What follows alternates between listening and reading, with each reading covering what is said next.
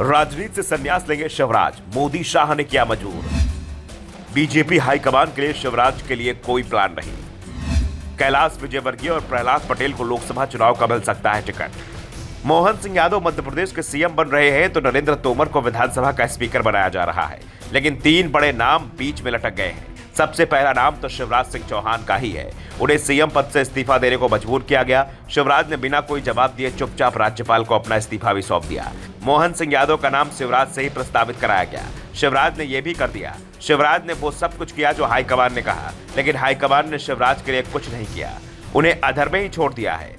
अब शिवराज सिर्फ बीजेपी के विधायक हैं, उनके पास कोई जिम्मेदारी नहीं है और कहा जा रहा है कि अब अगले 5 साल तक वो विधायक ही रहेंगे, क्योंकि दिल्ली जाने से वो इनकार कर चुके हैं और राज्य में बीजेपी हाईकमान उन्हें कोई दूसरा पद देगा ये संभव नहीं दिख रहा है।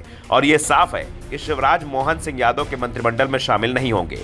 वैसे भी वो सीएम रह चुके हैं, ऐसे में मंत्री पद हासिल करना उनकी सीनियरिटी से मेल नहीं खाता। वैसे ऐसा भी नहीं है कि कोई व्यक्ति सीएम बनने के बाद मंत्री नहीं बन सकता। महाराष्ट्र के डिप्टी सीएम देवेंद्र फडणवीस पहले राज्य के सीएम थे और एकनाथ शिंदे उनकी सरकार में मंत्री थे। आज एकनाथ शिंदे सीएम है और फडणवीस उनकी सरकार में मंत्री हैं। और सबसे बड़ी बात, शिवराज सिंह चौहान ने सीएम पद की कमान बाबूलाल गौर से ली थी। बाबूलाल गौर की जगह जब बीजेपी से शिवराज को सीएम बनाया गया था तो बाबूलाल गौर मंत्री पद के लिए अड़ गए थे, यानी गौर जो सीएम थे 2 दिन बाद ही वो मंत्री पद की शपथ ले रहे थे। लेकिन शिवराज ना तो बाबूलाल गौर हैं और ना ही देवेंद्र फडणवीस, और ना ही बीजेपी हाईकमान ऐसा कुछ करेगा जिसके बाद ही वो सवालों में फंस जाए। ऐसे में सवाल कि क्या शिवराज को अधर में छोड़ दिया जाएगा? वैसे लग तो ऐसा ही रहा है कि शिवराज सिंह चौहान को अब अधर में ही छोड़ दिया जाएगा। उनके पास विकल्प बेहद सीमित बच रहे हैं, या तो हाईकमान की बात माने और मध्य प्रदेश छोड़ दे, या फिर बिना पद की लालसा के वो पार्टी के प्रचार से जुड़े रहें। वैसे शिवराज के अलावा जिन 2 दिग्गज नेताओं के भविष्य पर सवाल उठ रहे हैं उनमें से एक नाम प्रहलाद सिंह पटेल का भी है। पटेल केंद्रीय मंत्री थे और अब उनके बारे में कहा जा रहा है कि वो मोहन यादव के मंत्रिमंडल में मंत्री बनाए जा सकते हैं।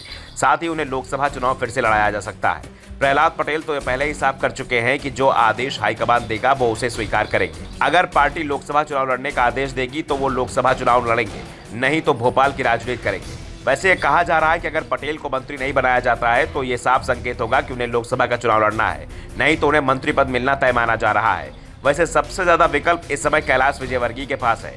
नड्डा, शाह और पीएम मोदी तीनों के करीबी कैलाश विजयवर्गीय के बारे में कहा जा रहा है कि पार्टी इस बार उन्हें इंदौर से लोकसभा का चुनाव लड़ा सकती है।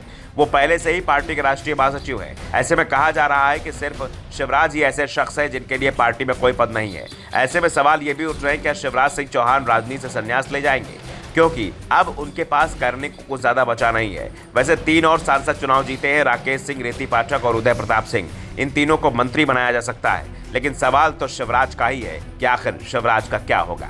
Bureau report, the Navdarpan news.